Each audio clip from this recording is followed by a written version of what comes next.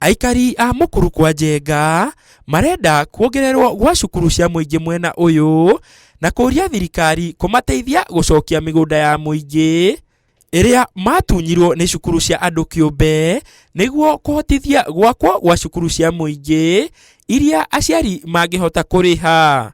Nimedocument mpaka nikashare na Minister of Education.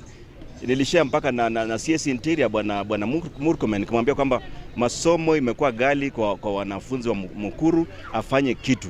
Na kufanya kitu ni kwamba zile shamba ambazo wa earmarked for primary schools, public schools zirudishwe. Monanetie marakara mao kuona ikiro cia githomo na ithiete na thi mwena uyu kumana na thogora wa iguru wa githomo cukuru-ini cia andu kiumbe na arutani matakinyanirie ikiro cukuru-ini ici.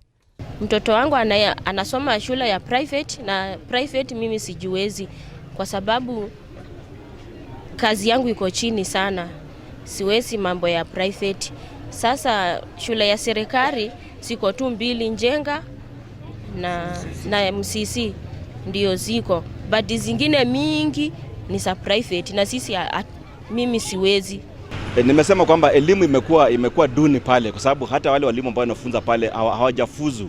Juzi nimeona cases pale chini kwa shule kadhaa ambazo zinalipa walimu 5,000, mwalimu analipwa 5,000, mwalimu wa kufundisha primary. Deputy wa hiyo shule ambazo sitataja hapa analipwa 7,000. Arauga riu ciana ciao ni ciuriire ndawa-ini cia kurefia kumana na aciari ao kwaga uhoti wa kumatwara cukuru.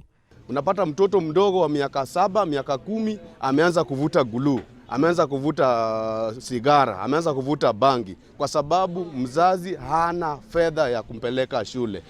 Riu maroria thirikari na ministry ya githomo kuoya ikinya na kuongerera cukuru cia muingi mwena uyu kuna githomo gia ciana ciao kiri hatikaini. Ngiribotera Inooro TV, njitagwo Francis Garuya.